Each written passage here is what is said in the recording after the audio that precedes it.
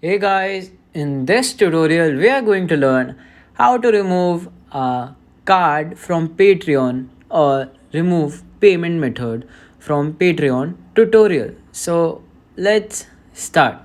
Now first what we have to do is open the Patreon app. Okay, let it load. If you are on web app, you can also open the web. Now here you can see my profile. I have followed a Patreon page known as CZE and Peku. Now this is a community page. Now what you need to do is next on the top left corner you can see my profile photo. Now what you need to do is click on your profile photo. Now let it load. Here you can see several options like membership, settings, support, logout. Now what you need to do is just click on the settings option.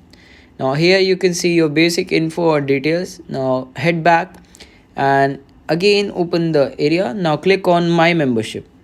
Now next what you need to do, here you can see your memberships which are free or any other things. Now if you have a current active membership, what you need to do is open that membership and there will be an area where you will have your pay in methods which are cards or PayPal. Now what you need to do is just click on that payment method and it will load. Now here you can see I didn't add any card or payment method, but if you will have a card or payment method, what you need to do is you will see a dustbin option in this area, in the right area of the screen, which will be of red color.